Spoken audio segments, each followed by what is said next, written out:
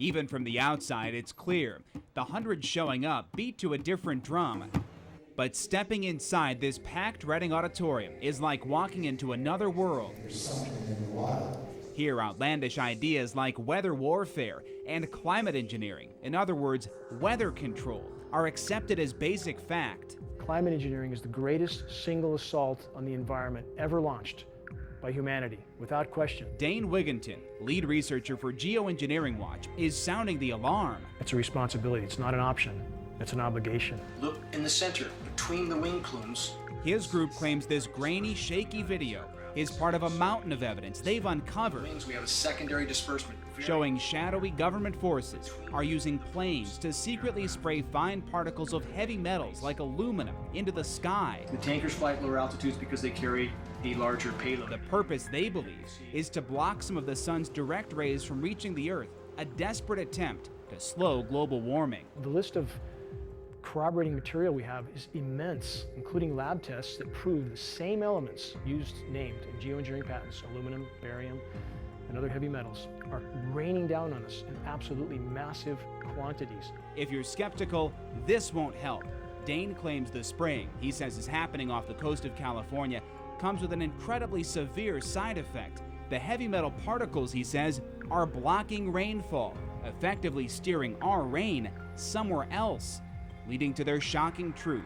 Climate engineering, they say, is to blame for the harshest recorded drought in California history. Nobody has a right to do this. Nobody has a right to play God with the weather. You're talking about weather control.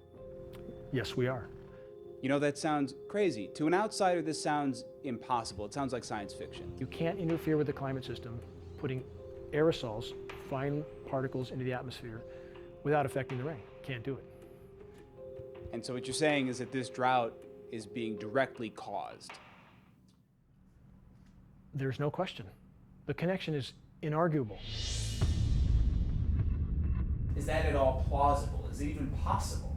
Not really. Juantha Pao Yu is a UC Davis professor of atmospheric science and biometeorology with degrees from MIT and Yale, and he isn't buying it. I would find it more likely, I'm not saying that it's happening, but it's more likely to me that there's like extraterrestrial visits to the Earth than there are things like this happening. Anybody in your field that you know of believe that climate engineering is happening right now? No, I don't know anyone in my field who believes that. He says the idea of climate engineering is out there, but actually doing it, that's another matter. The professor says civilian planes and most military aircraft can't fly high enough to even make it feasible. And he says the contrails people see behind planes are essentially ice clouds forming, perfectly normal. It's just a natural occurrence of combustion. Water is one of the byproducts of combustion. We asked Professor Pa Yu about the video, showing what appears to be a spray between the contrails. He says it looks like a rare issue involving pressure variations that causes a trail to form behind the wing, and not just the engine's exhausts. Dane is used to skeptics. He once was one himself. Talk is cheap for those that haven't investigated. I didn't want to believe this either. His background is in solar power, but he started investigating on his own about a decade ago after becoming suspicious something was partially blocking the sun's energy from reaching his solar home.